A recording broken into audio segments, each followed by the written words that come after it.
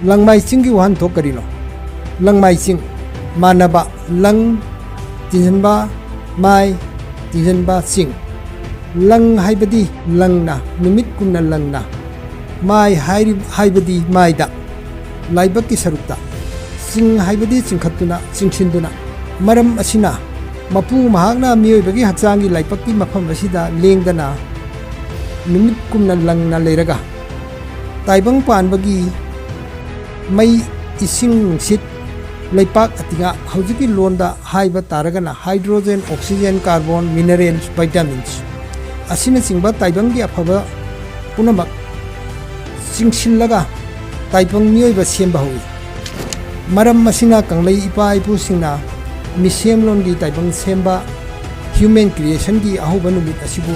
Langmaiching kawi haujik phawada aikoina lairik mayam ama parakpada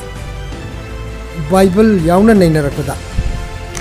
Mission Loan Creation Theory Fajana Laibasi Kanglaicha Mitei Khatani Mitei gi mission lem asi Kanglaicha Mitei gi puya wakolon hilen thilen chalai amai lon puko ta Fajana iduna thambirami puya si Krista gi mamang sahi lising amaga sangwa adwaida Kanglai ining thau mungyang bagi matamda ikhibani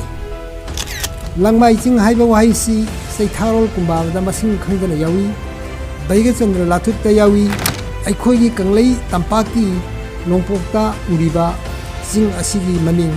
Seloi Langmaiching kawi Haujik aikhoina Langmaiching gi mahutta Onthokpuna sinariba Nomaijing hairiba wahai asi Wahanthok leitaba Kanglai paki lamda leipakta mara tadaba wahini Kanagumana Nomaijing gi etymological analysis tawduna wahanthok singna piba ngambre yengbiu aikhoi kanglaicha mitei singi malemda khwaidagi henba misemlon creation theory asi mapung phana mangkhinaba hindu gi matamda misemlon gi ahubu numit sayon taret gi ahubu numit Langmaiching bu muthatlaga Nomaijing haina sin hankhibani masida karisu singingai leite ani subada